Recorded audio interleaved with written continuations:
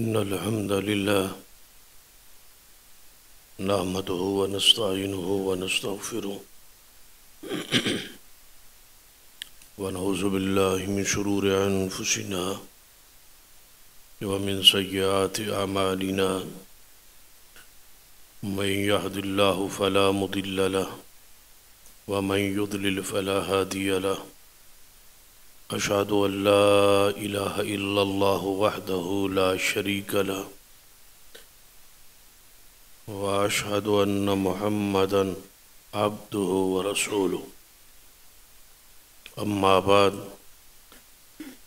فإن خير الحديث كتاب الله وخير الهدي هدي محمد صلى الله عليه وآله وسلم وشر الأمور محدثاتها وكل محدثة بدعة وكل بدعة ضلالة أما بعد فأعوذ بالله السميع العليم من الشيطان الرجيم من همزه ونفخه ونفثه بسم الله الرحمن الرحيم وما أرسلناك إلا رحمة للعالمين رب اشرح لي صدري ويسر لي أمري واحلل عقدة من لساني يفقهوا قولي رب زدني علما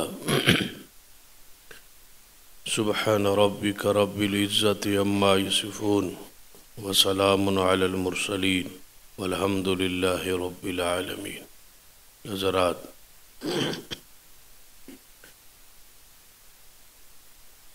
سرور کائنات محمد رسول اللہ صلی اللہ علیہ وآلہ وسلم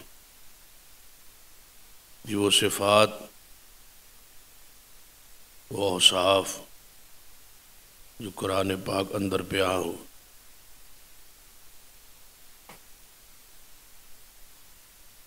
انہوں شو آبتا معروف وصف رحمت للعالمین کہ آپ سارے جہانا لئی رحمت. رحمت کا معنی پیار ہے، انس ہے، غمخواری ہے، خیر خواہی ہے. یہ سارے معنی کے لحاظ سے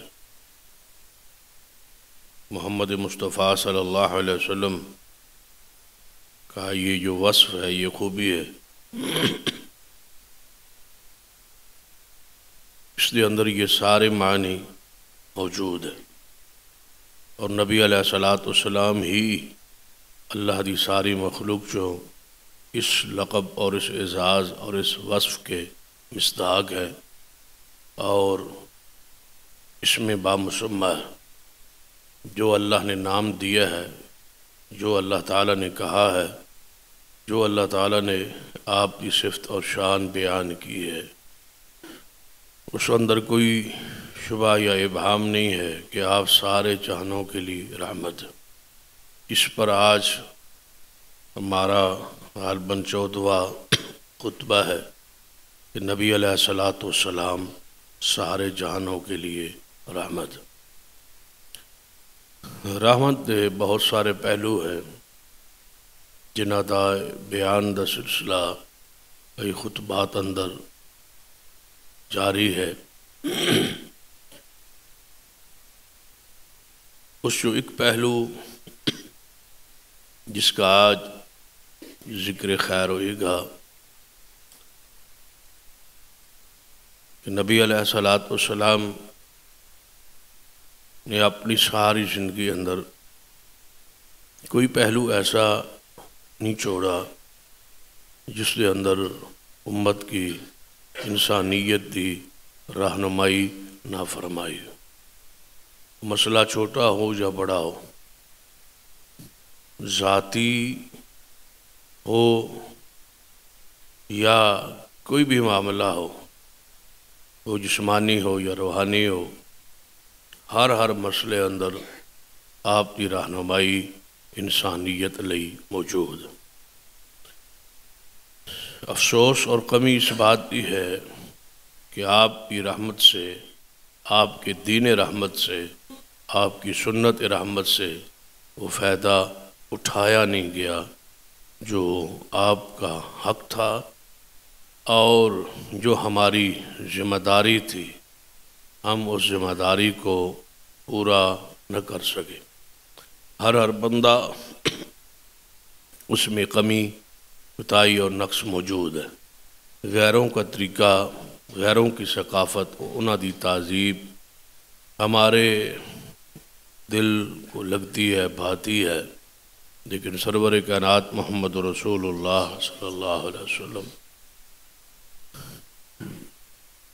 انہاں دی سیرت اور انہاں دی سنت جو ہمارے لیے نمونہ بھی ہے اور آخرت کا نجات اور مغفرت کا سبب اور ذریعہ بھی ہے، ہم اس رحمت کو اپنے وجود پہ نہ لا سکتے۔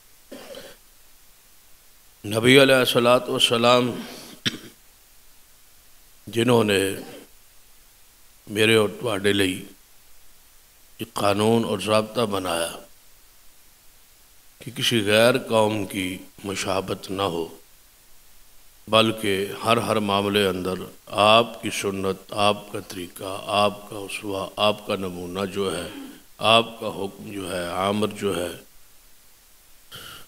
اس نو اختیار کرندہ اللہ اور اس کے رسول صلی اللہ علیہ وسلم نے حکم فرمایا۔ حیرانگی ہے کہ کفار کی تہذیب اور کفار کی ثقافت وہ ہمارے پسندیدہ ہے، ہم اس کے پیچھے دوڑے ہوئے ہیں، بھاگ رہے ہیں،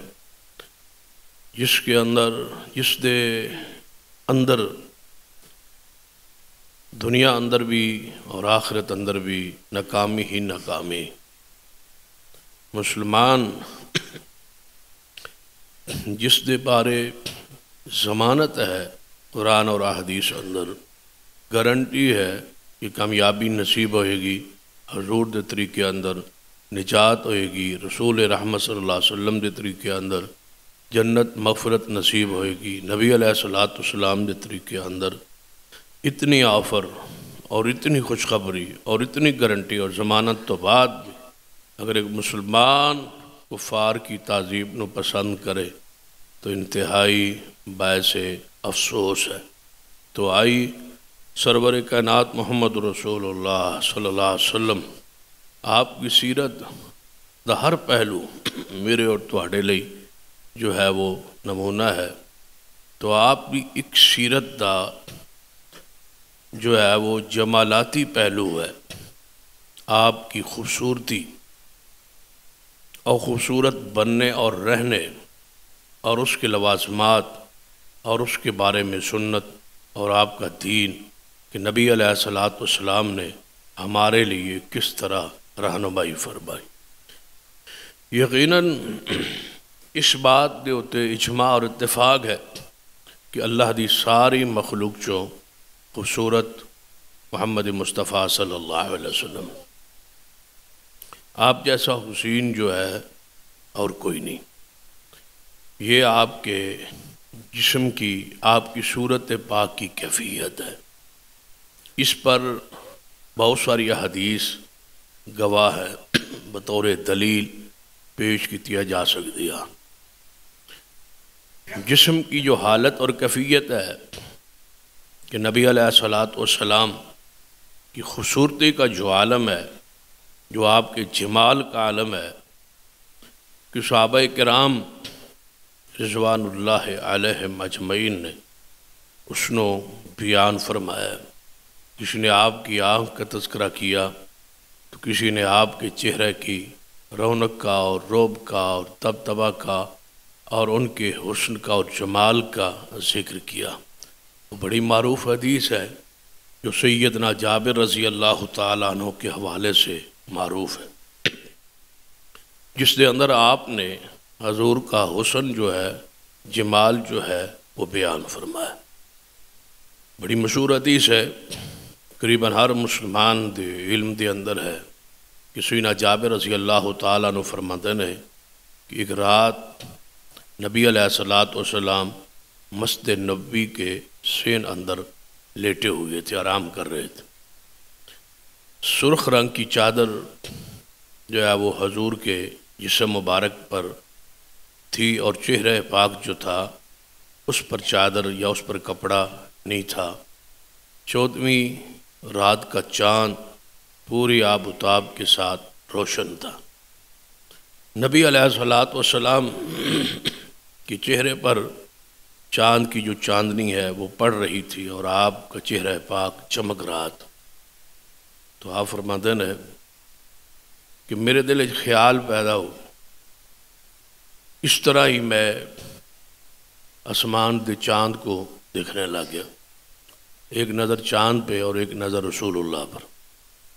پھر میں چاند کو دیکھتا ہوں، پھر رسول اللہ کو دیکھتا ہوں، پھر چاند کو دیکھتا ہوں، پھر حضور کو دیکھتا ہوں، اور دل میں خیال آ رہا ہے کہ ذرا چمک دھمک دیکھوں، چاند کی زیادہ ہے یا محمد مصطفیٰ صلی اللہ علیہ وسلم کی زیادہ ہے۔ یہ صحابہ کرام رضوان اللہ علیہ مجمعین کی محبت ہے، یہ عقیدت ہے، یہ پیار ہے، اور جب تک یہ پیار نہ ہوئے اس وقت تک کوئی شخص مومن اور مسلمان نہیں ہو سکتا۔ غلط لوگ وہ کہتے ہیں جن کا یہ نظریہ ہے کہ یا جن کا یہ ایک عوامی پراپیگنڈا ہے کہ آل الحدیث نبی علیہ الصلوۃ والسلام کے حسن کو، جمال کو، ان کی شان کو اور ان کے ذات پاک کا، حلیہ مبارک کا تذکرہ و ذکر نہیں کرتے، بلکہ بعض لوگ یہ کہتے ہوئے معاشرے میں آپ کو نظر آئیں گے، آپ سنیں کہ آل الحدیث کے نزدیک رسول اللہ صلی اللہ علیہ وسلم نعوذ باللہ عام بشر ہیں اور ہمارے جیسے ہیں۔ اس سے بڑا جو ہے گمراہ کن پراپیگنڈا کیا ہو سکتا ہے؟ اس سے زہریلی بات اور کیا ہو سکتی ہے؟ اس سے بڑی ضلالت اور گمراہی اور کفر کیا ہو سکتا ہے کہ کوئی بندہ حضور کو اپنے جیسا سمجھے؟ نعوذ باللہ۔ حضور صلی اللہ علیہ وسلم اللہ کی ساری مخلوق سے احسن الخلق ہے، ساری مخلوق سے زیادہ خوبصورت ہے، ساری مخلوق سے زیادہ عزت والے، اکرم الخلق، افضل الخلق، احسن الخلق محمد مصطفیٰ صلی اللہ علیہ وسلم۔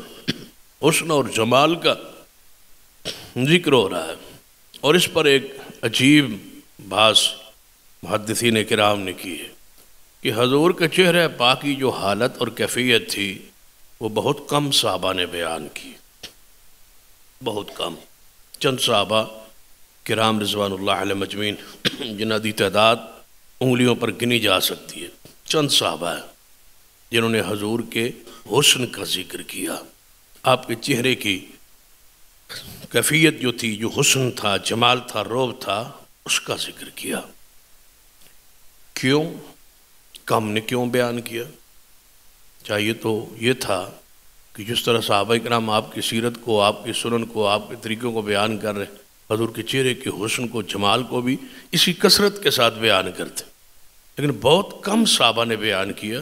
اس کی وجہ جو محدثین نے لکھی ہے کہ حضور کے چہرے پر رعب اور دبدبا اتنا تھا کہ کسی کو کچھ دیر کے لیے آنکھ بھر کے حضور کے چہرے کو دیکھنے کی سخت ہی نہیں ہوتی تھی، نگاہیں چکا لیتے تھے، حضور کو دیکھنا پھر نگاہوں کو چکا لینا، اور کسی کی کیفیت پوری کثرت کے ساتھ بیان اس وقت ہو سکتی جب بار بار دیکھے اور ٹکٹکی لگا کے دیکھے، لیکن ایسی ہمت ہی نہیں تھی، ادب سے، احترام سے، کرام سے نگاہوں کو چکا لیتے تھے صحابہ کرام رضوان اللہ علیہ مجمعین۔ ایسے ہی خطبے کے دوران بھی یہ کیفیت احادیث میں موجود ہے کہ چہرے کو جھکے ہوئے تھے، نگاہیں بھر کے دیکھنے کی ہمت نہیں ہوتی تھی، اور بعض دفعہ ایسا ہوتا ہے نا کہ چہرے میں تھوڑی سی آنکھ میں دیکھنے میں نظر میں تیزی آ جاتی، مجال ہے کہ وہاں تیزی کا تصور بھی ہو، نگاہوں کو جھکا لیتے تھے، اور اس طرح جھکائے ہوتے تھے کہ جیسے ان کے سروں پر پرندے بیٹھے، ایسے ہلے گا تو پرندہ اڑ جائے۔ اس ادب اور احترام اور اکرام کے ساتھ وہ نبی علیہ الصلوۃ والسلام کے پاس بیٹھتے تھے۔ تو یہ کیفیت جو سیدنا جابر بیان فرما رہے ہیں، یہ بھی رات کا سمرا ہے، 14ویں رات کا چاند چڑھا ہوا ہے اور حضور آرام کر رہے ہیں، اس حالت کیفیت میں وہ حضور کو دیکھ رہے ہیں۔ فرماتے ہیں میں نے ایک نظر چاند کو دیکھا، دوسری نظر رسول اللہ کو دیکھا، اس طرح دیکھنے کے بعد فیصلہ کیا کرتے ہیں کہ چاند کی چمک اور دمک اس میں داغ اور چھائیاں نظر آ رہی ہے، لیکن رسول اللہ کے چہرے میں کوئی داغ نہیں ہے۔ حضور کا چہرہ چاند سے زیادہ خوبصورت ہے۔ چاند سے تشبیہ نہیں دی، یہ نہیں کہا چاند جیسا ہے، یہ بھی نہیں کہا کہ چاند جتنا ہے یا چاند جیسا ہے، یہ نہیں کہا۔ فرمایا چاند سے زیادہ خوبصورت ہے محمد مصطفیٰ صلی اللہ علیہ وآلہ وسلم۔ وہ چاند کا حسن و جمال، وہ چمک و دمک نہیں ہے جو نبی علیہ الصلوۃ والسلام کے چہرے پاک کو اللہ تعالیٰ نے بخشی ہے، سب سے زیادہ خوبصورت۔ اور چہرہ پاک سے ہی پہچانے جاتے تھے کہ یہ شخص، یہ ہستی اللہ کا نبی ہے۔ چہرے کے اندر ہی اتنا روب اور دبدبا تھا کہ سیدنا عبداللہ بن سلام رضی اللہ تعالیٰ عنہ بارے آندے، وہ یہودیوں کے عالم تھے اور بڑے ہیبر تھے، یعنی بڑے علماء میں ان کا شمار تھا۔ یہودیوں کے جو ہیبر ہوتے ہیں، مفتی ہوتے ہیں، بڑے ہوتے ہیں، ان میں ان کا شمار تھا۔ ایک دن گھر بیٹھے حضور صلی اللہ علیہ وسلم نئے نئے مدینہ تشریف لائے تھے۔ فرماتے ہیں میرے دل خیال پیدا ہوا کہ لوگ کثرت کے ساتھ حضور کے پاس جا رہے ہیں، کلمہ پڑھ رہے ہیں، مسلمان ہو رہے ہیں، میں تو پڑھا لکھا ہوں، عام آدمی تو نہیں ہوں، عالم ہوں، ہیبر ہوں، جانتا ہوں تورات کو، زبور کو، انجیل کو پڑھا ہوا ہے، تو ویسے ہی کیا حضور مجھے اپنا غلام بنا لیں گے، مسلمان بنا لیں گے؟ یہ کیسے ہو سکتا ہے؟ جا کے دیکھوں تو صحیح، زیارت تو کروں، دیدار تو کروں۔ فرماتے ہیں میں نبی علیہ الصلوۃ والسلام کے پاس صرف زیارت کے لیے، دیدار کے لیے، یا اس طرح سمجھو کہ تحقیق کے لیے، یا اس واسطے سمجھو کہ دیکھا تو صحیح آخر ماجرا کیا ہے، حقیقت کیا ہے۔ فرماتے ہیں میں گیا، جدو حضور دا چہرہ ویکھیا نا تو پھر خود ہی پکار اٹھے کہ یہ چہرہ کسی جھوٹے انسان کا نہیں ہو سکتا۔ جو جھوٹا انسان ہوتا ہے اس کے چہرے کی تو ہوائیاں اڑی ہوتی ہیں، جھوٹ بول بول کے چہرے پر نوست چھائی ہوتی ہے، چہرے پر رونق ہی نہیں ہوتی۔ جھوٹا انسان تو چہرے سے بے نور ہوتا ہے، اور یہ اتنا نورانی چہرہ، اتنا خوبصورت چہرہ، یہ کسی جھوٹے انسان کا ہو ہی نہیں سکتا۔ اور یہی چہرہ کو دیکھ کر وہ دائرہ اسلام میں داخل ہو گئے، اسلام قبول کیا، صحابی رسول بنے، صرف آپ کے چہرے کے حسن کو، جمال کو، رہب کو اور نورانیت کو دیکھ کر یہ فیصلہ کیا کہ محمد مصطفیٰ صلی اللہ علیہ وسلم اللہ کے سچے نبی ہے، یہ جو جھوٹا چہرہ نہیں ہو سکتا۔ نبی علیہ الصلوۃ والسلام چہرے کے حسن اور جمال، اس پر تو بہت سارے شعراء نے پنجابی میں، اردو میں، عربی میں، فارسی میں، دیگر زندہ زبانوں میں حضور کی چہرہ پاک پر بہت کچھ بیان کیا، اشعار بیان کیے، حضور کی نعتوں کو بیان کیا۔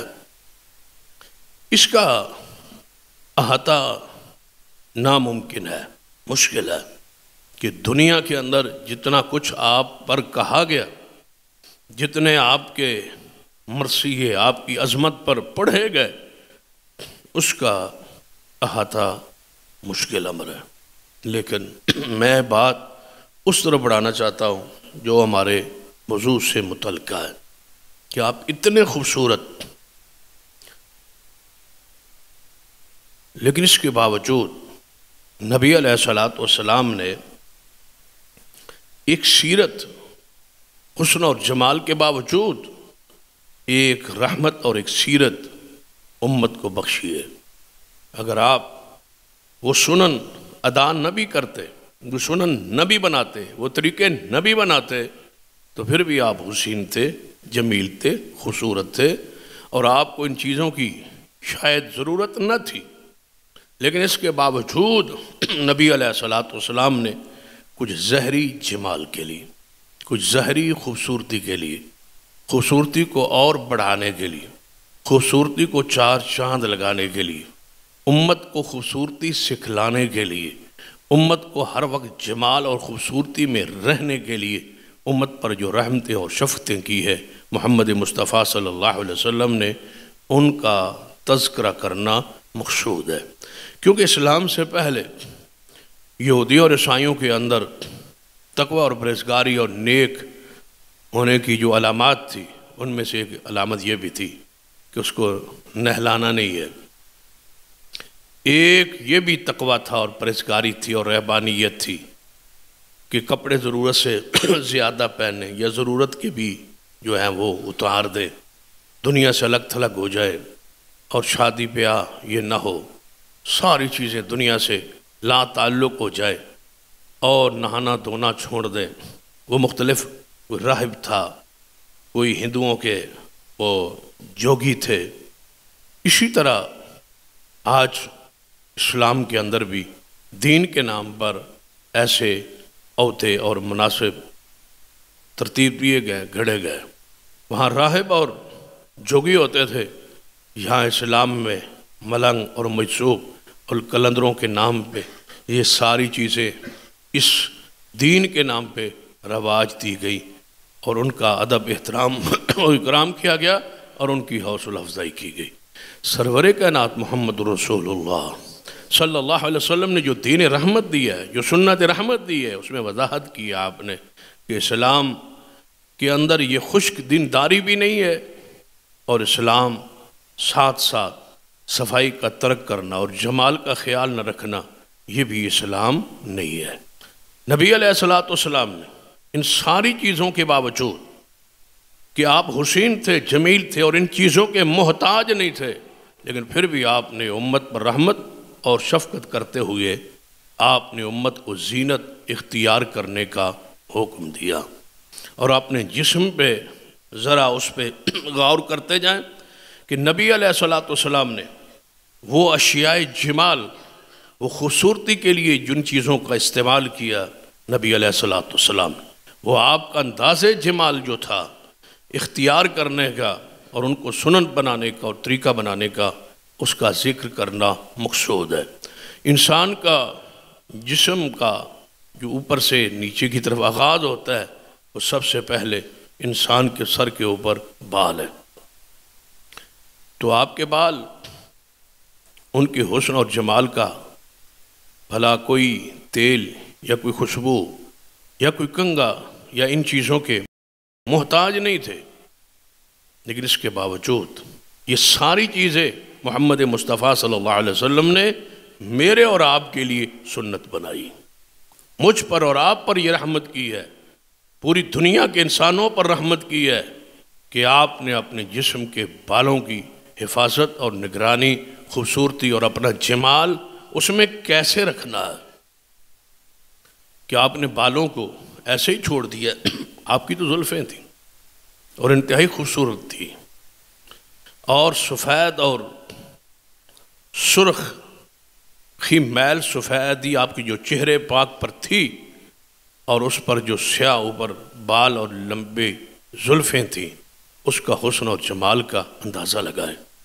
صحابہ کرام رضوان اللہ علیہ مجمعین نے بیان کیا ہے کہ نبی علیہ السلام جس طرح چاند کے آس پاس ہالہ دائرہ بن جاتا ہے، محبوب کے بال اور داڑھی مبارک اس طرح چہرے کے آس پاس ہالہ دائرہ بن جاتا تھا، جس سے مصطفیٰ کا چہرہ خوبصورت محسوس ہوتا تھا۔ آپ کے بال مبارک، اس کے باوجود آپ نے اپنے بالوں کو سنوارا ہے اور سنوارنے کا حکم دیا ہے، بالوں کو گرد و غبار سے، گند سے بچانے کا حکم دیا ہے، بالوں کو ہر وقت بکھرے رہنے سے نبی علیہ السلام نے روکا ہے، منع کیا ہے۔ یہ شخص نبی علیہ السلام کے پاس آیا، بال اٹے ہوئے ہیں اور گرد و غبار ہے بالوں میں، تو حضور نے فرمایا تو نے یہ کیا شکل بنائی ہوئی؟ وہ واپس پلٹا، بالوں کو سنوار کے آیا، تو نبی علیہ السلام نے فرمایا یہ ہے اسلام، یہ ہے بہتری، یہ ہے خوبصورتی، یہ ہے جمال، یہ ہے میرا دین، یہ ہے میری سنت، یہ میرا اسلام، کہ ہر وقت بال آپ کے بکھرے ہوں اور بالوں کو سنوارا نہ جائے۔ سنوارنے کے لیے حضور نے بالوں کو دھونے کا، اور دھو کر کے پھر اس کے اندر تیل لگانا حضور کی سنت مبارک ہے۔ حضور تیل مبارک لگاتے تھے، اور صحابہ کرام فرماتے ہیں تیل بعض دفعہ اتنا لگاتے کہ آپ اپنے بالوں پر کپڑا باندھ لیتے، کپڑا اوپر لپیٹ لیتے، اور کپڑا بھی ایسے محسوس ہوتا جیسا وہ تیل ہی تیل ہے، اس پر بھی تیل لگ جاتا۔ حضور علیہ السلام اپنے بالوں کو تیل کے ذریعے ان کو جمال اور خوبصورتی میں اضافہ کرتے تھے۔ یہ نبی علیہ الصلوۃ والسلام کی سنت ہے، یہ آپ کی رحمت ہے جو آپ نے امت کے لیے نمونہ چھوڑا ہے۔ ان سنتوں کو اپنائی، ان کا تعلق میرے اور آپ کے جسم کے ساتھ ہے، میرے اور آپ کے صفائی کے ساتھ ہے۔ اور ان چیزوں کے اندر یہ ذہن رکھیں، یہ نیت رکھیں کہ یہ سنت کس کی ہے؟ حضور کی سنت، آپ کی ہے، طریقہ آپ کا ہے، ثواب ملے گا، اجر ملے گا۔ پھر سمجھے بالوں کو سنوارنے کا بھی ثواب ہے، پھر تیل لگانا بھی ثواب ٹھہرے گا جب نیت میں مصطفیٰ کی سنت کی اتباع ہوگی۔ آپ کی سنت میں غرق ہو جائی، نجات اسی میں ہے۔ جتنا آپ کے قریب ہو جاؤ گے اور کوئی راستہ نہیں ہے کہ حضور کی قربت نصیب ہو سوائے اتباع کے۔ جتنی اتباع کرو گے، جتنی پیروی کرو گے، اپنے وضاقتہ میں، صورت میں، اپنے کپڑوں میں، اپنے لباس میں، اپنے معاملات میں، ہر چیز حضور جیسی بنانے کی کوشش کرو۔ کسی اور کی نقل کیوں اتارتے ہو جن کی کوئی گارنٹی اور ضمانت نہیں ہے، جن کی اتباع آپ پر ہے ہی نہیں، جن کی نقالی آپ پر ہے ہی نہیں، جو تمہارے لیے نمونہ ہی نہیں؟ کہاں کوئی کمی ہے حسن میں، جمال میں؟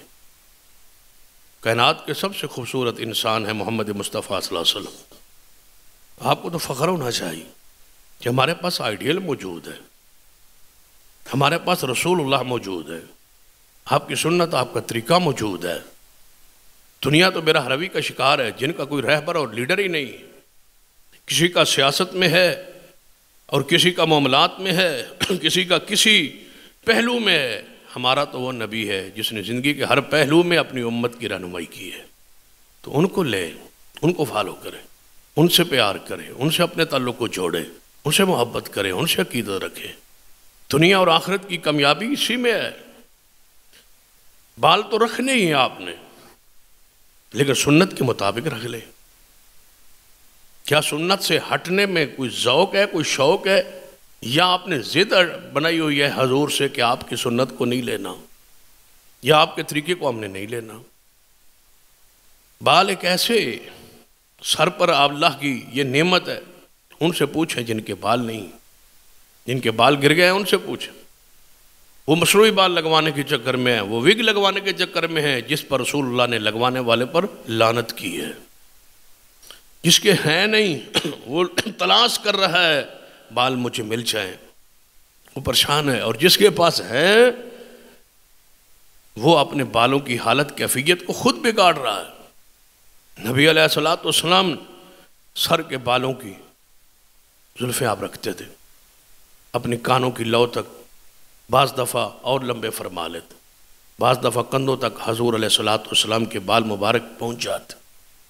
یہ آپ کی زلفیں تھیں جن کو خوبصورتی اور چمک تیل کے ذریعے حضور دیتے تھے، اور بہت ساری چیزیں اس کی قائم مقام ہے جن کو آپ استعمال کرنے کا جواز، مطلب بالوں کا چمک ہے، دمک ہے، کسی ذریعے بھی کوئی تیل، کوئی ایسی چیز اس کو استعمال کریں جو حلال ہے، صاف ہے، ستھری ہے۔ لیکن اگر سنت تیل ہے، کسی چیز کا بھی تیل آپ لگا سکتے ہیں، زیتون کا ہے، سرسوں کا ہے، کوئی اور تیل جس سے بالوں کو چمک مقصود ہو، یہ سنت ہے حضور علیہ الصلوۃ والسلام۔ پھر تیل کے بعد اس کو اور حسن و جمال دیتے نبی علیہ الصلوۃ والسلام کنگھی مبارک کے ساتھ، حضور کنگھی فرماتے۔ یہ آپ کی سنت ہے۔ میں نے شروع میں یہ بات کہہ دی ہے کہ آپ ان چیزوں کے محتاج نہیں تھے، ویسے ہی حسین تھے، لیکن یہ ساری آپ پر رحمتیں ہیں، یہ ساری آپ پر حضور علیہ الصلوۃ والسلام کا طریقہ ہے آپ کے لیے کہ آپ بالوں میں کنگھی کیا کر۔ سیدنا ابو قحافہ رضی اللہ تعالی عنہ، یہ باپ ہیں سیدنا صدیق اکبر رضی اللہ تعالی عنہ۔ جدوں حضور علیہ الصلوۃ والسلام مکہ مکرمہ دے اندر فاتح کی حیثیت سے داخل ہوئے تو سیدنا صدیق رضی اللہ تعالی عنہ اپنے باپ کے پاس گئے۔ مکہ میں ابو قحافہ تھے اور بوڑھے تھے، بال سفید ہو گئے، پوری سفیدی تھی، سر میں داڑھی میں پوری طرح سفیدی ان پر چھائی ہوئی تھی۔ صدیق گھر گئے اور اپنے ابا جی کو ملے اور لے کے حضور کے پاس آ رہے ہیں کلمہ پڑھانے کے لیے، مسلمان کرنے کے لیے۔ تو نبی علیہ الصلوۃ والسلام نے دیکھا تو آپ اٹھے اور آگے بڑھے، فرمایا آپ صدیق اپنے باپ کو لے کے آ رہے ہو، مجھے کہتے میں محمد مصطفیٰ چل کے جاتا، ان کو کلمہ پڑھانے کے لیے، ان کو دائرہ اسلام میں داخل کرنے کے لیے میں ان کے ہاں چل کے جاتا۔ یہ تو صدیق کا باپ ہے، ان کا باپ بھی صحابی ہے، خود بھی صحابی ہے، بیٹے بھی صحابی ہے، پوتے بھی صحابی ہے، نواسے بھی صحابی ہے، بیٹیاں بھی صحابی ہیں، اور ایک بیٹی ام المومنین ہے۔ پورا گھرانہ ہی مصطفیٰ کے صحابہ کا، باپ سے لے کر پوتوں تک، نواسوں تک، سارا گھرانہ اصحاب رسول کا ہے رضوان اللہ علیہ مجمعین۔ اور ساتھ ہی فرمایا کہ اپنے باپ کے بالوں کو سنوار لیتے، بال ایسے ہی اٹے ہوئے تھے، فرمایا ان بالوں کو سنوار لیتے، ان بالوں کو رنگ لیتے، سنوار لیتے، خوبصورت بنا لیتے۔ تو آپ کی سنت یہ ہے کہ بال بکھرے نہیں رہنے چاہیے، اور جب ان بالوں میں کنگھی کیا کریں اور سنوارا کریں تو ساتھ یاد کیا کریں کہ یہ سنت کس کی ہے، یہ رحمت کس کی ہے۔ کبھی سوچا ہے آپ نے اتنی بڑی شخصیت اور اتنے کام امت کو سکھلا دی؟ لائی لیڈر جو کنگھی کے طریقے بھی سمجھاتا ہو، جو بالوں میں مانگ نکالنے کا طریقہ سمجھاتا ہو، جس طرح بالوں کو سنوارنا ہے اس کا طریقہ سمجھاتا ہو، رب کی زمین پر کوئی نہیں آیا سوائے محمد مصطفیٰ صلی اللہ علیہ وسلم۔ اور بالوں کے ساتھ صرف سر کے بال نہیں ہیں، اس کے ساتھ داڑھی مبارک کے بھی بال، اور داڑھی مبارک میں جتنے بال سفید تھے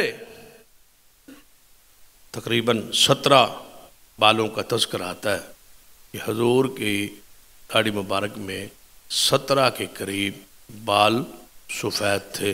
قربان جائے ان صحابہ پر جنہوں نے بالوں کو گن کے وہ بھی امت تک پہنچا دیا۔ کوئی ہے ایسی شخصیت جس کو 1000 سال سے زیادہ عرصہ، 1400 سال سے زیادہ عرصہ ہو گیا ہو اور اس کے بالوں کی کیفیت اور حالت بھی آج تک محفوظ ہو؟ جن کے بالوں کی گنتی کتنے اس میں سفید تھے، اس کو بھی نوٹ کر کے صحابہ نے امت تک پہنچا کے، اس سے بڑے محسن امت کے کون ہو سکتے ہیں؟ صحابہ کرام سے بڑھ کے، جنہیں حضور کی سیرت کے گواہ ہے، صورت کے گواہ ہے، یہ صورت بیان کر رہے ہیں۔ داڑھی مبارک کو بھی اپنے بالوں کا، اپنے جسم کا ایک حصہ سمجھے۔ جتنا ظلم اس سنت پر ہوتا ہے، ان بالوں پر ہوتا ہے، جتنے مظلوم یہ بال ہے، شاید اور کوئی جسم کا ایسا اتنا مظلوم نہیں جتنا مسلمانوں کے ہاتھوں داڑھی مظلوم۔ یہ حضور کے چہرے کا حصہ ہے، جس کو کاٹتے ہو یہ سنت حضور ہے، حکم رسول ہے، یہ اللہ اس کے رسول کی طرف سے فرض ہے، اور یہ تمہارے حسن اور جمال کا جنا کے لیے زیور ہے، اور یہ داڑھی مبارک جو ہے یہ مردانگی کی، رجال رجولیت کی یہ علامت ہے۔ جب بچہ ہوتا ہے جس کو رجال نہیں کہا جاتا، رجل نہیں کہا جاتا، مرد نہیں کہا جاتا، بچہ کہا جاتا ہے، تو اس کو مرد کب کہا جاتا ہے؟ جب اس کے چہرے پہ داڑھی آتی، داڑھی اگتی ہے تو بچہ نہیں رہتا۔ بتا کیا کہتے ہیں؟ اب یہ بچہ ہے، کوئی غلطی کرے نا تو کیا کہتے ہیں؟ اب یہ بچہ ہے، اب تو بڑا ہو گیا، داڑھی آ گئی ہے۔ اس کا مطلب ہے جب داڑھی آ جائے بچہ نہیں رہتا۔ وہ رجال کے حکم میں ہے، وہ رجل کے حکم میں ہے، وہ مرد کے حکم میں ہے، مردانگی داڑھی آنا ہے۔ کیا ظلم ہے جو اس کے ساتھ نہیں کیا؟ کون سا وہ فیشن ہے جو اس داڑھی کے ساتھ نہیں ہوا؟ کون سا وہ حشر ہے جو اس داڑھی کے ساتھ نہیں کیا گیا؟ کون سا وہ ڈیزائن ہے جو اس کے ساتھ نہیں بنایا گیا؟ نوجوان آج بڑے اس کے داڑھی کے ڈیزائن بناتے، کوئی ادھر سے کاٹ رہا ہے، کوئی ادھر سے کاٹ رہا ہے، کوئی بس تلوار بنا رہا ہے، کوئی تیر بنا رہا ہے، کوئی بالکل باریک سی ایک تار بنا رہا ہے، ظلم کر رہا ہے، کوئی نیچے سے کاٹ رہا ہے، کوئی دائیں بائیں سے کاٹ رہا ہے، کاٹ کاٹ کے اس کا اشر کر دیے۔ نبی علیہ الصلوۃ والسلام نے کہ حسن کا یہ اندر یہ داخل ہے، چہرے کی چمک کا ذریعہ داڑھی، چہرے کے روب کا ذریعہ داڑھی مبارک۔ حضور نے اس کو بھی، اس میں بھی کنگھی کرنے کا، اس میں بھی تیل لگانے کا، اس کو بھی سنوارنے کا، اس کو بھی خوبصورت بنانے کا طریقہ حضور نے سمجھا دیا۔ اس کو دھونے کا، وضو میں اس کے خلال کا، اس کے مسائل و احکام رسول اللہ صلی اللہ علیہ وسلم نے بیان فرما دی۔ کوئی ہے جو حضور کی اس سنت کو، اس زیور کو اپنے چہرے کا حصہ بنائے؟ آنے دو اس کو، اس گناہ کو چھوڑ دو، یہ بے لذت گناہ ہے۔ بھائی کوئی گناہ ہوتا ہے نا جس کا چلو اخروی تو عذاب ہے ہی ہے، پکڑ دکڑ ہے ہی ہے، لیکن چلو دنیا میں اس کا کوئی نہ کوئی بندہ یہ سمجھتا ہے کہ اس کا فائدہ ہے۔ حرام کمایا، سمجھا کہ چلو حرام کمایا، پیسہ تو آیا، رشوت لی ہے، پیسہ تو آیا، سود کھایا ہے، پیسہ تو آیا، کوئی گناہ کیا، بدکاری کی ہے، چلو دنیا کے اندر اپنی خواہش یا لذت کو محسوس کیا ہے۔ مجھے بتاؤ داڑھی کا گناہ جو ہے منڈوانے کا، یہ تو بے لذت گناہ ہے، بتاؤ اس سے کیا ملتا ہے؟ حسن میں اضافہ ہوتا ہے؟ نہیں۔ کیا تمہاری خوبصورتی اندر بڑھوتری آتی ہے؟ نہیں۔ پھر کیوں ایسا گناہ کرتے ہو؟ پھر اس کی چھیڑ چھاڑ کیوں ہے؟ آخر وجہ کیا ہے کہ تمہیں حدیث سن سن کے بڑھاپے تک ہم پہنچ گئے، لیکن حدیث دلوں پہ اترتی کیوں نہیں، اثر کیوں نہیں کرتی؟ کیا ہمارا دل سیاہ ہے، زنگ آلود ہے؟ کیا ہمارے اوپر گناہوں کا بوجھ ہے؟ کیا ہمارا دل سخت ہو گیا ہے؟ کیا دل اور دماغ پر قرآن اور حدیث اثر نہیں کر رہا؟ معاشرے کی نحوست کے اندر اتنے کھو گئے ہو؟ کون سے وہ لوگ تمہیں پسند آ گئے جن کے طریقوں کو، جن کی حیت اور صورت کو تم نے اپنے اوپر لاگو کر لیا؟ دنیا میں کوئی اہل تقویٰ تو ایسا نہیں گزرا۔ صدیق و عمر، عثمان و علی کی داڑھیاں مبارک تو تھی، 1.5 لاکھ صحابہ کرام میں سے کوئی داڑھی کی کانٹ چھانٹ کرنے والا نہیں تھا۔ امام بخاری و مسلم، ابو داؤد، نسائی، ترمذی، ابن ماجہ، امام ابو حنیفہ، شافعی و مالک، احمد بن حنبل، اللہ ان سارے ائمہ پر کروڑوں رحمتیں نازل کرے، کوئی ان میں داڑھی کی کاٹ چھانٹ کرنے والا، منڈوانے والا نہیں تھا۔ بتاؤ تمہیں کون پسند آئے؟ وہ کون سا فاسق ہے، وہ کون سا فاجر ہے، وہ کون سا گمراہ ہے، وہ کون سا بے روی کا شکار ہے، کون وہ یہود و نصارہ کی ثقافت سے متاثر ہے جس کو تم نے اپنا آئیڈیل بنایا ہے؟ کوئی بندہ تو بتلاؤ۔ ہر بندہ اپنے گربان میں جھانکے کہ میرا آئیڈیل کون ہے، میں کس کو دیکھ کر متاثر ہوا ہوں، کس کو دیکھ کے متاثر ہوئے ہو؟ ان گلیوں میں پھرنے والے آوارے لڑکوں سے، جن سے ماں اور باپ تنگ ہیں، جن سے برادری اور قوم تنگ ہے، جن سے لوگ تنگ ہیں، جن سے لوگ پناہ مانگتے ہیں، جن کے شر سے جو چوکوں چراؤں پہ کھڑے ہونے والے آوارے لڑکے اور بدمعاش لڑکے، ان کو اپنے لیے آئیڈیل بناتے ہو، وہ تمہارا آئیڈیل ہے، ان کو اپنے سینوں سے لگاتے ہو اور ان کو سمجھتے ہو کہ میں اس جیسا بن جاؤں۔ کاش تم ساروں کو چھوڑ کے اس کو اپنا آئیڈیل بناؤ جس کا چہرہ چاند سے زیادہ خوبصورت تھا، وہ محمد مصطفیٰ صلی اللہ علیہ وسلم۔ جوانوں، خاص کر جوانوں سے مخاطب ہوں کہ آخر کبھی وقت آئے گا کہ تم اس گناہ کو چھوڑو گے۔ ایک تو چیز بندہ روزانہ دیکھ دیکھ کے اور کھا کھا کے بھی تھک جاتا ہے۔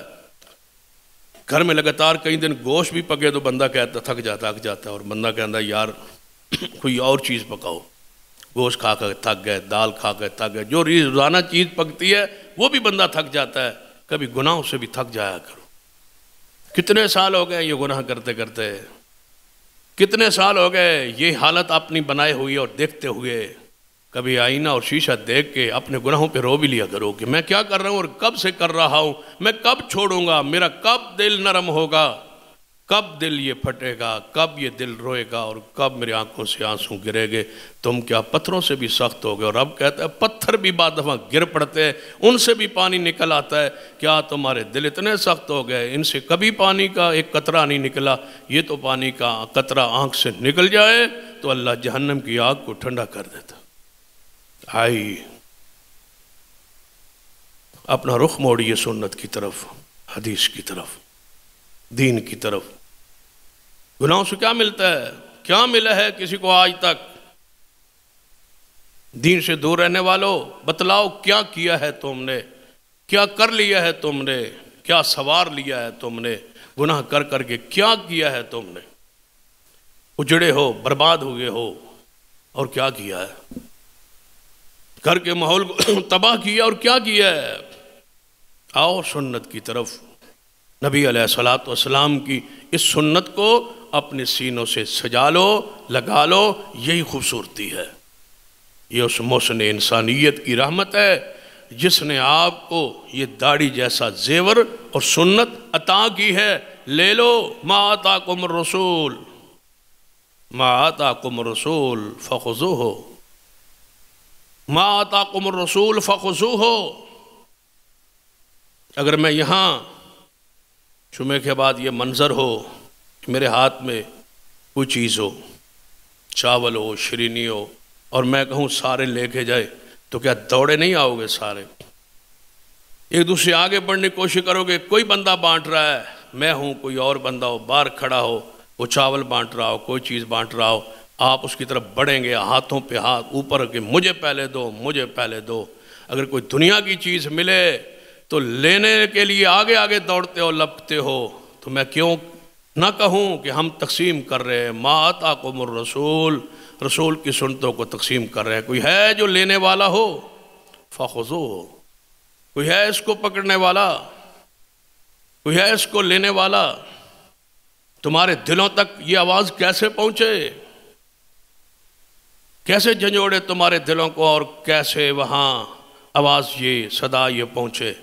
کاش تم اس اہمیت کو جانتے ہوتے جس اہمیت اور شان کے ساتھ اللہ نے مصطفیٰ کو بھیجا ہے۔ کاش وہ تعلق آپ کا حضور کے ساتھ ہوتا۔ صحابی رسول ہیں، نبی علیہ السلام نے ان کو دیکھا، وہ جا رہا ہے۔ نبی علیہ السلام نے دیکھا اس کے بال بہت زیادہ لمبے پیچھے کے کندھوں سے نیچے لٹک رہے اور شلوار ٹخنوں سے نیچے جا رہی۔ حضور نے دیکھا تو آپ نے فرمایا کاش یہ بندہ اچھا ہے جو جا رہا ہے، یہ اچھا انسان ہے۔ کون اچھا کہہ رہا ہے؟ محمد مصطفیٰ صلی اللہ علیہ وسلم۔ لیکن کاش یہ اپنے بالوں کو ٹھیک کر لیتا، کاش یہ اپنے شلوار کو، تہبند کو ٹخنوں سے اوپر کر لیتا تو یہ بندہ اچھا تھا۔ خود نہیں سنا، کسی نے جا کے بتلایا کہ تیرے بارے حضور یہ کہہ رہے تھے۔ جب اس نے سنا حضور میرے بارے میں یہ کہہ رہے تھے کہ میں اچھا ہوں، لیکن یہ دو کام جو میرے میں غلطیاں نقائص ہیں یہ ٹھیک ہو جائے، اسی جگہ پر ناہی کے پاس نہیں گیا، پھر حمام پر حجام کے پاس نہیں گیا، وہیں کھڑے کھڑے اپنی تلوار سے اپنے بالوں کو وہاں سے کاٹ دیا جہاں سے حضور کو پسند نہیں آئے، اور نیچے سے شلوار تہبند کے اس حصے کو کاٹ دیا جو ٹخنوں سے نیچے جا رہا تھا۔ پھر حضور کے پاس آ کے عرض کرتا ہے مئو اب بتاؤ کہ میں کیسے لگ رہا ہوں۔ یہ ہے ادا، یہ ہے وہ سنت، یہ ہے وہ طریقہ، یہ ہے اتباع، یہ ہے طریقہ، یہ ہے کلمہ پڑھنے کا حق، کلمہ حضور کا، اطاعت کسی اور کی کیوں؟ پھر اطاعت کس کی؟ کسی امام کی نہیں، بزرگ کی نہیں، اطاعت کس کی کر رہے ہو؟ شیطان کی۔ بات شیطان کی مانتے ہو، کلمہ حضور کا پڑھتے ہو، وہ دشمن ہے تمہارا۔ ایک بندہ ایک تمہارا دشمن ہو اور وہ گلی میں کھڑا ہو جائے، گلی میں کھڑے ہو گئے، وہاں سے تمہارا باپ گزرے یا تمہاری ماں گزرے یا تمہاری دادی اور نانی گزرے، اس کو وہ پکڑ لے اور اس کے کپڑے اتار دے، مجھے بتاؤ کبھی پھر اس کو معاف کرو گے؟ کہو گے نہیں نہیں، اس نے میری ماں اور میری دادی اور نانی اور پڑنانی اور اتنی عزت اور شان ہماری، اس نے گلیوں میں ہمیں ذلیل کر دیا اور کپڑے اترا دیے، اس کو نہیں معاف کی۔ جانتے ہو جس کی بات مان رہے ہو وہ شیطان ہے، اس نے کس کے کپڑے جنت میں اتروا دیے تھے؟ تمہاری ماں حوا علیہ السلام کے، اس کو گلے لگا کے بیٹھے ہو۔ وہ تو دشمن ہے، انہو لکم عدو مبین، وہ کھلا دشمن ہے۔ جس کی مان رہے ہو وہ دشمن ہے، جس کی چھوڑ رہے ہو النبی اولا بالمؤمنین من انفسہم، اللہ فرماتا ہے تم اپنی جانوں کے اتنے خیرخواہ نہیں جتنا محمد اپنی امت کا خیرخواہ ہے۔ تم اپنی جانوں سے وہ پیار نہیں کرتے جو حضور تم سے کرتے ہیں، اور رات کو تڑپیں اور روئیں اور اللہ کے سامنے کہیں میری امت کو معاف کر دے، اور امت کی یہ حالت یہ کیفیت، جبریل آئے آسمان سے اور کہے اے محمد صلی اللہ علیہ وسلم آپ خوش ہو جائے، چپ کر جائے، خاموش ہو جائے۔ اللہ کہتا ہے پریشان نہ ہوں، ہم تمہاری امت کے بارے میں قیامت کا دن تمہیں خوش کر دیں گے۔ وہ ساری رات روتے رہے اور تم غاروں میں جا کے روئیں، مارے کھائیں۔ طیف میں مار تمہارے لیے ہے، یہ احد و بدر تمہارے لیے ہے، یہ راستے سارے صاف حضور نے تمہارے لیے کیے ہیں، یہ کانٹوں کو صاف تمہارے لیے کیا ہے۔ اپنے جسم پہ پتھر، نرم ترین جسم پہ پتھر، جس جیسا نرم جسم کوئی نہیں ہے۔ انس بن مالک فرماتے ہیں میں حضور کے ہاتھ جب لگایا تو مجھے ٹھنڈک اور خوشبو محسوس ہوئی، اور اللہ کی قسم اٹھاتے ہیں اتنا ریشم نرم نہیں تھا جتنا محبوب کا ہاتھ نرم تھا۔ یہ ہاتھ نرم زخمی ہے تمہارے لیے۔ زخمی کتنے؟ سیدہ کائنات اماں جی عائشہ رضی اللہ تعالیٰ عنہا فرماتی کہ میں نے رسول اللہ سے پوچھا یا رسول اللہ صلی اللہ علیہ وسلم کوئی مشکل ترین دن تمہاری زندگی کا ذرا مجھے بتاؤ تو صحیح کون سا مشکل ترین دن ہے؟ فرمایا عائشہ بڑے بڑے مشکل دن آئے ہوں گے لیکن طائف سے زیادہ مشکل دن میرے لیے کوئی نہیں تھا۔ وہ مجھے مارتے تھے، میں بیٹھ جاتا تھا، میرے جوتے مبارک خون سے بھر جاتے تھے، اور جوتی مبارک کے ساتھ نالین پاک کے ساتھ میرے پاؤں چمٹ گئے تھے۔ پھر وہ مغلوں سے پکڑ کے مجھے اٹھاتے اور پھر آگے چلاتے اور پھر پتھر مارتے۔ یہ حالت اور یہ کیفیت تھی کس کے لیے؟ معصوم نبی ہے، کس کے لیے؟ آپ کے لیے۔ احسان کے بدلے دے رہے ہو، ان آنسوؤں کا یہ بدلہ ہے کہ تم کافروں کے طریقے کو اپناؤ۔ حضور علیہ السلام کے طریقے کو اپنائیے، اختیار کیجئے۔ محمد مصطفیٰ صلی اللہ علیہ وسلم تمہارے دروازے پر دستک دے رہے ہیں۔ ما آتاکم الرسول فخذوہ واعفوا، میں دے رہا ہوں لے لو، معاف کرو، اس بالوں کو داڑھی کو معاف کرو، یہ حضور کا حکم ہے۔ قصوا الشوارب، مونچھوں کو، شوارب کو کاٹو، کم کرو، پست کرو، کاٹو، داڑھی کو بڑھاؤ، معاف کرو، لٹکاؤ۔ تقریباً 6 یا 7 مختلف الفاظ ہیں حضور کے، جن سارے الفاظ کو جوڑ لیا جائے تو معنی یہی بنتا ہے کہ داڑھی مبارک کو کانٹ چھانٹ سے بچ جاؤ، اپنے اس کو اصلی حالت کیفیت پہ چھوڑ دو۔ پھر نبی علیہ السلام فرمایا آپ جانتے ہو کہ آپ کے داڑھی مبارک میں، سر مبارک میں چاندی اتر آئی تھی، سفیدی اتر آئی۔ پھر آپ نے اپنے اس چاندی کو، سفیدی کو سنہری تاروں میں اور سنہری رنگ میں اور مہندی میں رنگا محمد مصطفیٰ صلی اللہ علیہ وسلم، اور فرمایا یہود و نصارہ نہیں رنگتے، تم رنگو اپنے بالوں کو، کالے سے سیاہ رنگ سے اجتناب کرو۔ بعض علماء نے سیاہ رنگ کے بالوں کو سیاہ رنگ رنگنے سے جواز دیا ہے، یاد رکھے ہم اس جواز سے متفق نہیں ہیں۔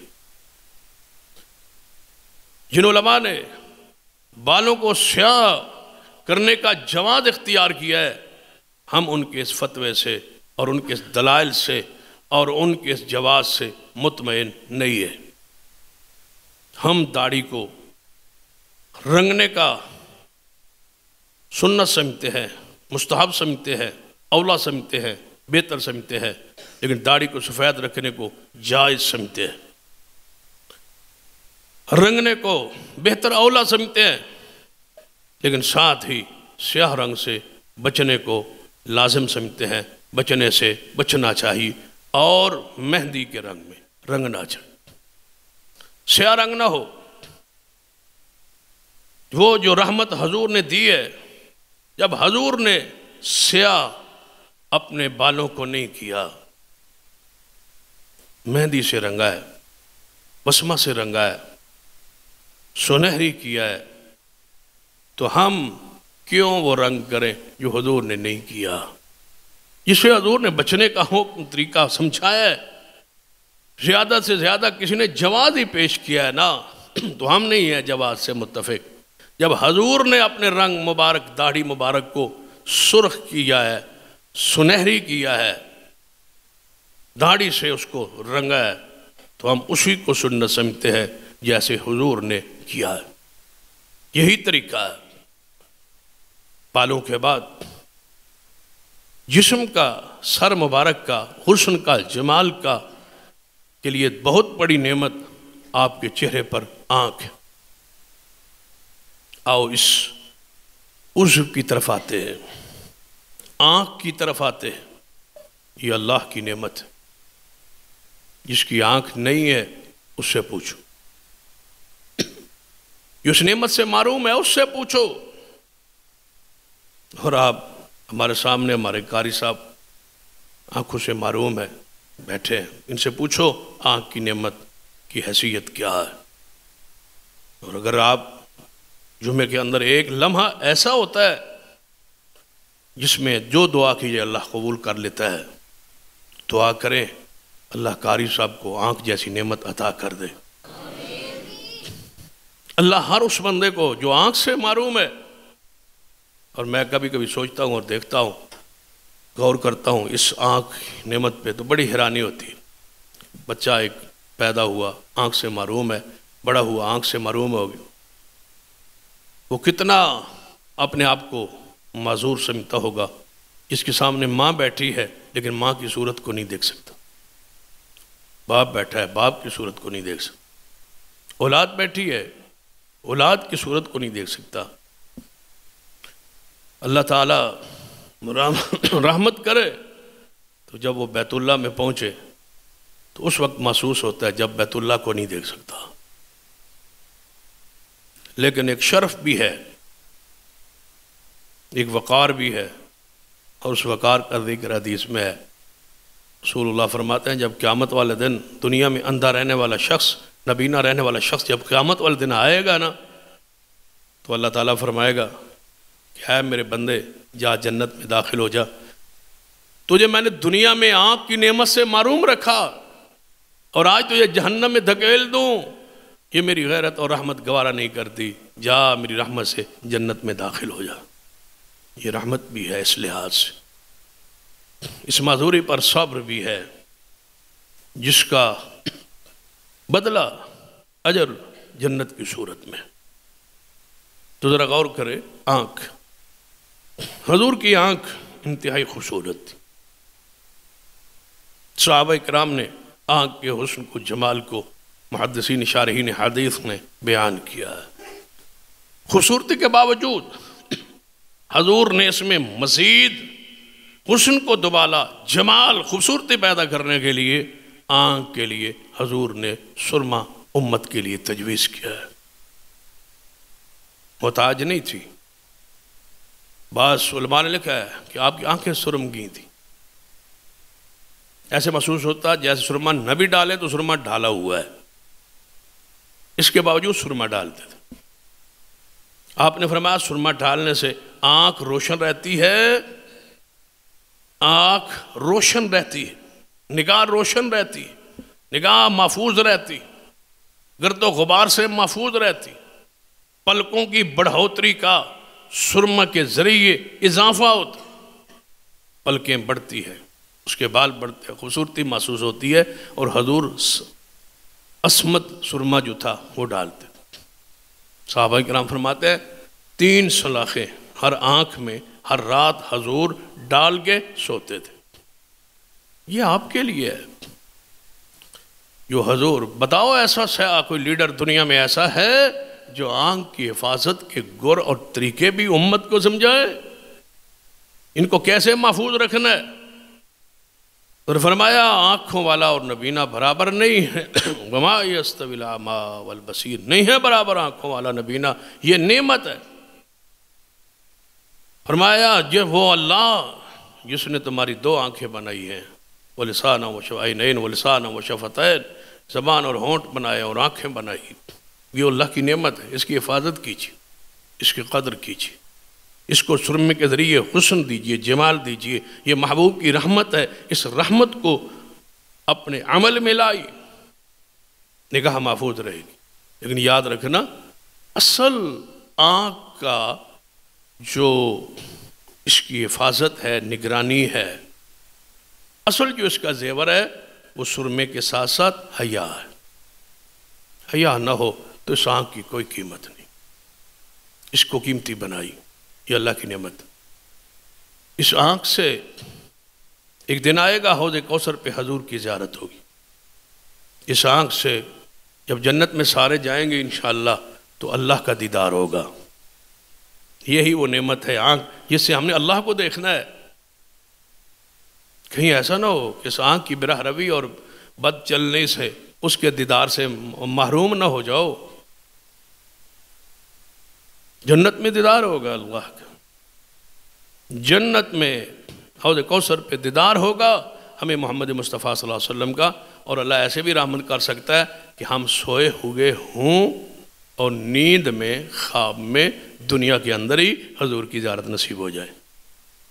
تو یہ آنکھ نعمت ہے، اس کو ہم کس کس چیز کو دیکھتے ہیں؟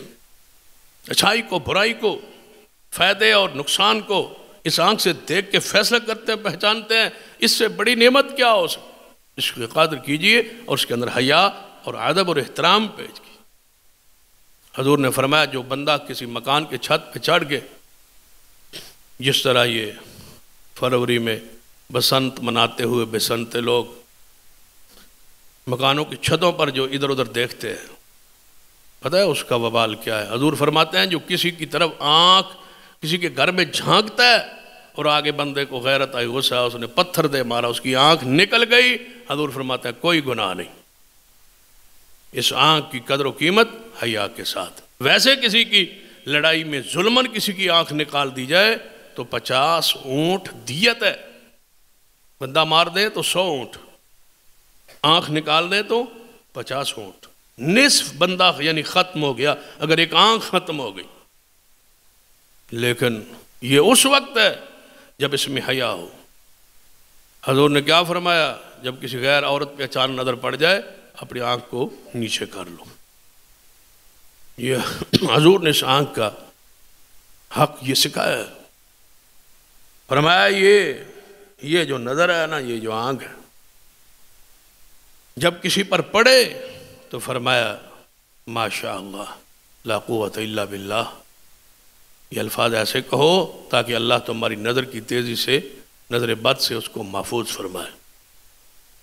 یہ چیر دیتی ہے یہ نظر۔ اپنے آپ کو، اپنی نعمتوں کو، اپنے انعامات کو، جو کچھ اللہ نے آپ کو دیا ہے اس کا سر عام ذکر کرنے کی کوئی ضرورت نہیں، اس کو چھپاؤ، لوگوں کی حسد کی نظر سے اور بد نظر سے اپنے آپ کو محفوظ رکھو۔ یہ حکم ہے، یہ حضور کی حدیث ہے، یہ حضور کی رحمتوں میں سے رحمت ہے۔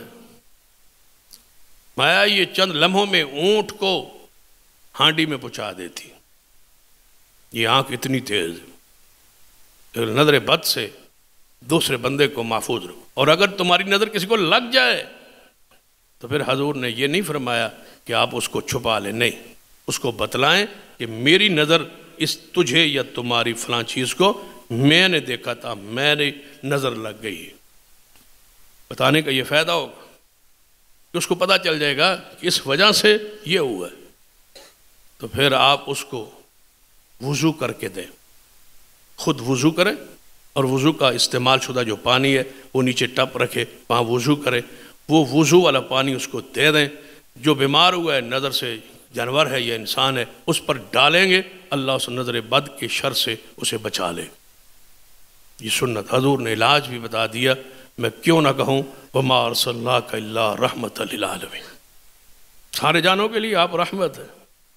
محمد مصطفیٰ صلی اللہ علیہ وسلم، آنکھ کو عصمت سرمے کے ساتھ اس کے حسن کو، جمال کو بڑھائیے اور اپنی نگاہ کی پاکیزگی کی حفاظت کیجیے۔ نگاہ کے بعد نبی علیہ السلام، یہ آنکھ کے بعد ذرا آتے ہیں نبی علیہ السلام کی سنت، چہرے پر آپ کے منہ میں 32 دانت، ان دانتوں کے احکام و مسائل پڑھیے، ان کو صاف ستھرا رکھنے کے طریقے اور گر محمد مصطفیٰ صلی اللہ علیہ وسلم سکھائے، اور اس کا دور میں اس کا ذریعہ آپ نے مسواک کو قرار دیا ہے۔ السواک مطرۃ للفم، مسواک منہ کو صاف کرتی، منہ کو پاک کرتی ہے، صاف کرتی، اور منہ کو صاف رکھا کر۔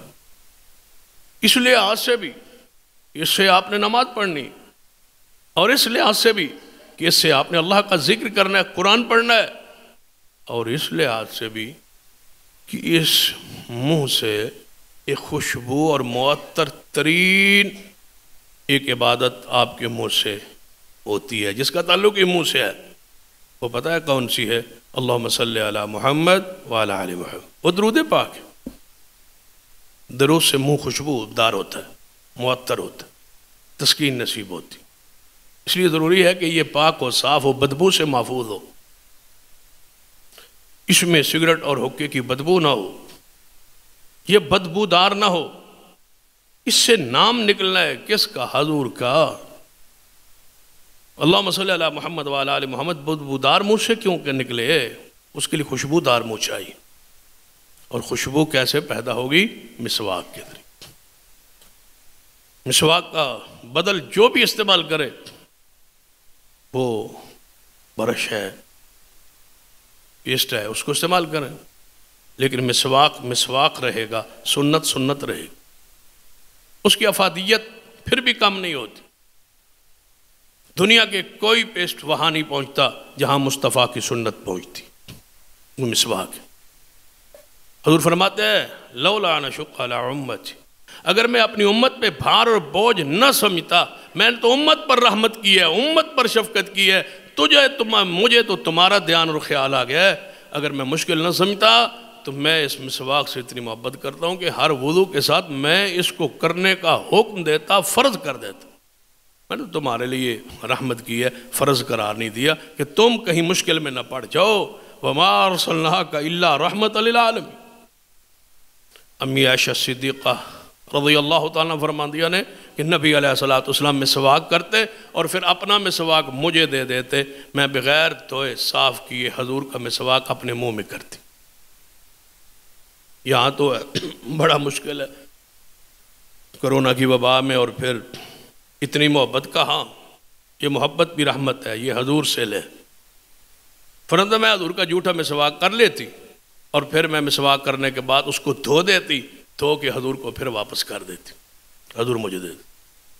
اور آخری زندگی کا عمل بھی مسواک ہی تھا۔ امی عائشہ فرماتی ہے کہ آخری دن تھا حضور کی زندگی کا، آخری دن، دنیا کی زندگی کا یہ آخری دن تھا، اور آخرت کی زندگی کا یہ پہلا دن تھا۔ اخروی زندگی کی طرف جا رہے تھے، میرا بھائی عبدالرحمن بن ابی بکر اندر داخل ہوئے تیمارداری کے لیے، ان کے ہاتھ میں مسواک تھا، حضور نے مسواک کی طرف اشارہ کیا۔ میں نے دیکھا حضور مسواک لینا چاہتے، میں نے اپنے بھائی سے مسواک لیا، حضور کو پکڑایا، حضور نے پھر مجھے واپس کیا اور اشارہ کیا۔ میں سمجھ گئی کہ حضور چاہتے ہیں کہ مسواک مجھے اپنے منہ میں ذرا چبا کے نرم کر کے دے عائشہ۔ امی عائشہ فرماتی ہے کہ میں نے وہ مسواک چبایا، منہ میں لیا، اس کو چبایا، اس کو نرم کیا، پھر حضور کو دیا۔ فرماتی ہیں یہ دنیا کی زندگی کا آخری دن تھا اور میرے لیے باعث سعادت تھا، میرا لعاب اور حضور کا لعاب جاتے جاتے اکٹھا ہو گیا۔ میرا جھوٹا مسواک، میرے منہ میں چبایا ہوا مسواک تو بعد نہیں آ سکتے امی عائشہ کی توہین سے۔ یہ وہ ماں ہے جس کے منہ کے وہ لعاب پاک، جس کے اثرات حضور کے منہ مبارک میں ہیں جب روح پاک نکل رہی ہے۔ جھوٹا مسواک امی عائشہ کا حضور نے اپنے منہ میں لے لیا اور کیا وہ مسواک، دھویا نہیں ہے، دھونے کا حکم حضور نے نہیں دیا۔ جاتے جاتے فرما رہے ہیں کہ منہ کی صفائی کے لیے مسواک، کتنا خیال ہے مسواک کا، سکرات موت کی ہے حضور کو یاد، پھر بھی مسواک ہے۔ یہ سنت، مسواک کیا کریں، اس کو عادت بنے، اس کو سنت بنے، اس کو طریقہ بنے، اپنے پاس رکھا کریں، یہ سنت۔ لباس مومن کے لباس کا یعنی کہ اس کے جیب کا، اس کے ساتھ مسواک رہنا چاہیے۔ یہ آپ کا طریقہ ہے، یہ آپ کی سنت، اور کوئی ضروری نہیں ہے کہ جیب بندہ بعض دفعہ ہوتا ہے چھوٹا ہوتا ہے، بندہ کہتا ہے وہ مولویوں نے غلط کیا ہوا جو کہتے ہیں ایک بالشت مسواک ہو، کہتے ہیں ایک پوری گٹھ جڑا مسواک ہونا چاہیے، اور اس پر پھر فضائل لکھے اور بڑا کچھ لکھا، لکھتے ہیں اگر چھوٹا ہوگا نا تو اس پر اس کرنے سے بواسیر ہو جائے گی، بیماری ہو جائے گی، لعنت اللہ علی الکاذبین۔ ایسے ایسے مسائل گڑے ہوئے، اگر لمبا ہوگا تو اس پر شیطان جھولے لے گا، لمبا بھی نہیں ہونا چاہیے، چھوٹا بھی نہیں ہونا چاہیے۔ جھوٹ بولتے ہیں، کوئی حقیقت نہیں، کوئی قرآن میں نہیں ہے، کوئی حدیث میں نہیں ہے، کہیں بھی یہ ذکر نہیں ہے، کہیں بھی یہ مسئلہ نہیں ہے، یہ گڑا گڑایا پاکستانی مسئلہ ہے، دین کا نہیں، شریعت کا نہیں۔ مسواک لے، منہ صاف کرنا ہے، چھوٹا ہے بڑا ہے، کون سی لکڑی کا ہے، جو آپ بہتر سمجھتے ہیں اس کو کرے، چھوٹا سا چھوٹا مل گیا تاکہ منہ صاف ہو جائے، دانت صاف ہو جائے، مسواک ہے وہ۔ اتنا ہو، یہ سارے ہیلے، یہ ساری ناجائز پابندیاں ہیں، یہ گڑے گڑائے مسئلے، یہ شیطانی سوچیں، ان کو چھوڑیں، ان توہمات سے اپنے آپ کو محفوظ کریں اور بچیں۔ یہ محمد مصطفیٰ صلی اللہ علیہ وسلم کا جو طریقہ ہے۔ اور آخری اس حوالے سے دانتوں کی صفائی کے بعد اپنے پورے جسم کے لباس جو ہے اس کا انتخاب، اور کیسا انتخاب، یہ آئندہ خطبہ جمعہ میں اقول قولی ھذا واستغفر اللہ لی ولکم ولسائر المسلمین وآخر دعوایا الحمدللہ۔